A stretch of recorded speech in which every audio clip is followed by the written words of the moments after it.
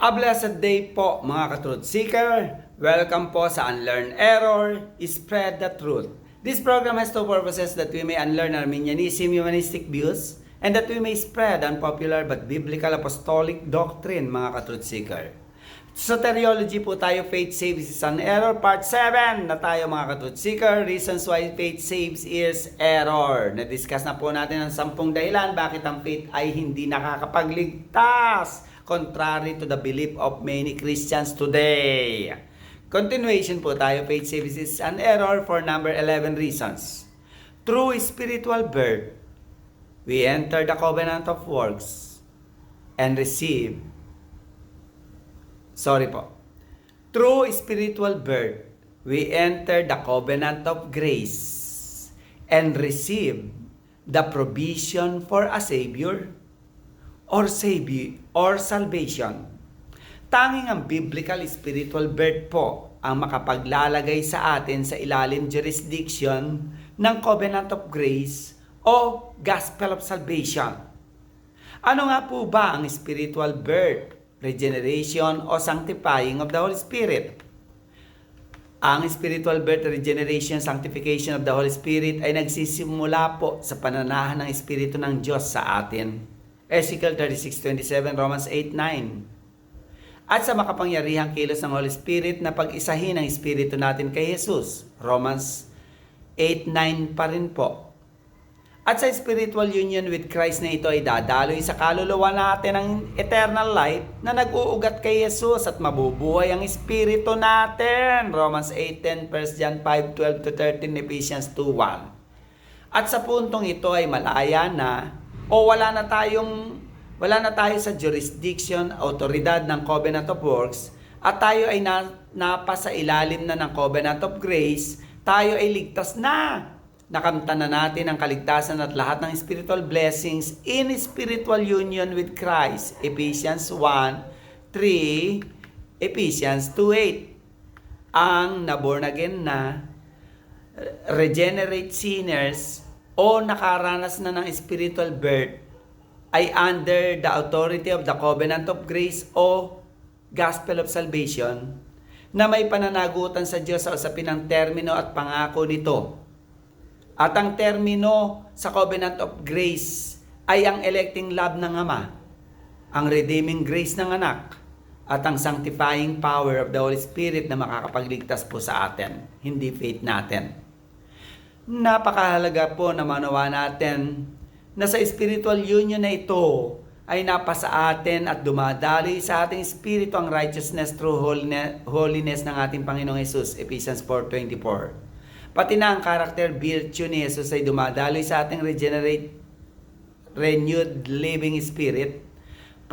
Particular na ang karakter ni Jesus na faith na tinatawag nating saving faith na dumadaloy sa ating regenerate spirit. So, sa mga na-regenerate na mga ka-truth seeker, ang saving faith ay hindi tinuturing na duty. Ito ay bunga pribileyo ng new nature natin o regeneration o pagkaligtas natin.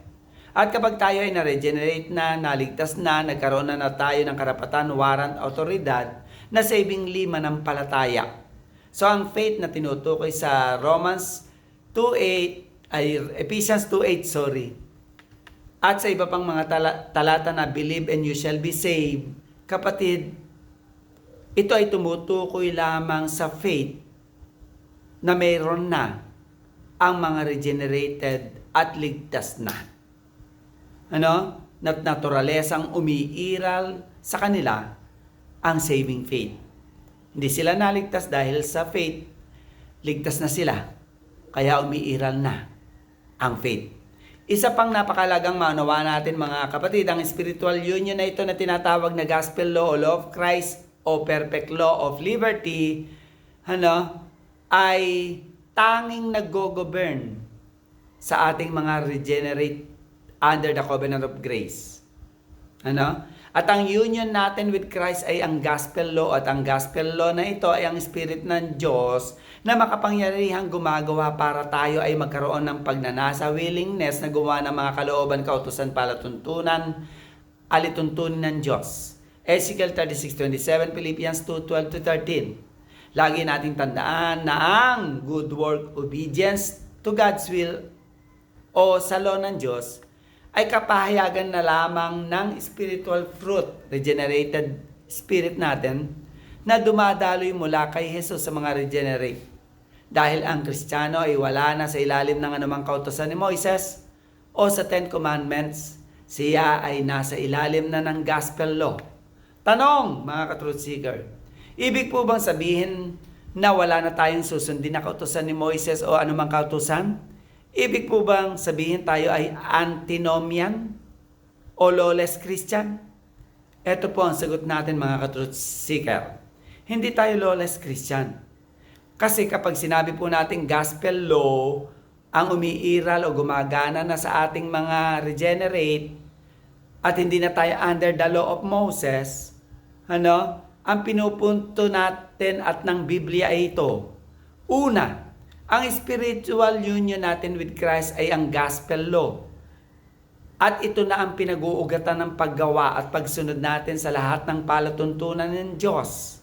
Ezekiel 36:27, Romans 8:9-10. Hindi na law of Moses ang source natin. Pangalawa, ang paggawa at pagsunod natin sa lahat ng kalooban ng Diyos ay nag-uugat sa makapangyarihang Diyos. Hindi ito nag-uugat sa lakas, diskarte at galing natin. Philippians 2:12-13. Pangatlo po, ang paggawa at pagsunod natin sa lahat ng alituntunin ng Diyos ay dahil sa karakter ni Jesus na kusa o naturalesang dumadaloy sa new man, new spirit natin. Galatians 5:22. Pangapat, ang for love relationship ng Diyos ang pinag-uugatan ng lahat ng pagsunod natin. Kaya wala tayong dapat ipagmayabang. Everything we do, we say, we think, and we plan ay because of the power and grace of God and for the glory of God. Relevance challenge po ng ating pinag-usapan, ang mga na-regenerate na ay tumitingin na kay Jesus bilang the keeper of the heart law, the keeper of the Ten Commandments, and the keeper of all the commandments and precepts in the Bible. At ito ay ini-enjoy na lamang natin. Ang mga pagpapala ng spiritual union with Christ natin, ang pagpapala ng law of Christ, gospel law, sa ilalim ng gracious covenant. Summary statement po ng ating pinag-usapan, mga kapatid. Through spiritual birth, we enter the covenant of works and receive the provision for a Savior or salvation. To unlearn error and spread the truth, you may connect with us, like, follow, watch, and subscribe, mga ka-truth seeker. Good day and God bless po sa ating lahat.